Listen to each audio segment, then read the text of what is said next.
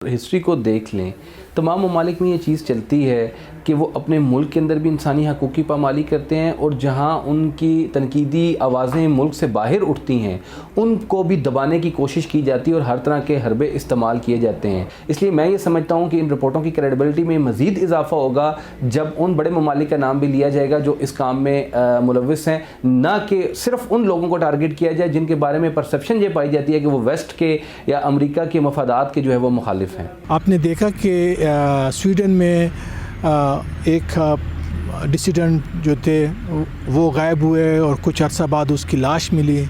اسی طرح کینیڈا میں جو بڑی افسوس کی بات ہے اور تشویش کی بات ہے کہ خاتون ڈسیڈنٹ کی غائب ہوئی اور اس کی لاش ملی۔ پاکستان میں ان کے لیے جگہ تنگ تھی، ان کو بولنے کی وجہ سے ان کی زندگی کو خطرہ تھا اور لہٰذا انہوں نے پاکستان سے باہر جا کے دوسرے ممالک میں پناہ لی۔ پاکستان کا اس طرح کا کوئی کیس نہیں ہے کہ باہر کسی کو مروایا ہو یا کچھ۔ یہاں لوکلی آپ کہہ لیجئے کہ کوئی کدو کا کبھی واقعہ ہوا، پرانا کسی نے الزام لگا دیا لیکن کوئی ایسی چیز ثابت نہیں ہوئی۔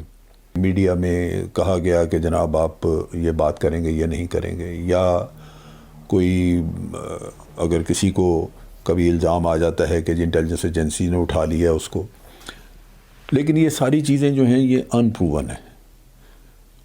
ان پروون اس وجہ سے کہ ان میں بہت سارا کچھ میلس، بہت سارے کچھ اپنے مفادات کی وجہ سے بھی لوگ کرتے ہیں۔ میں اس کو بہت فیئر رپورٹ نہیں سمجھتا۔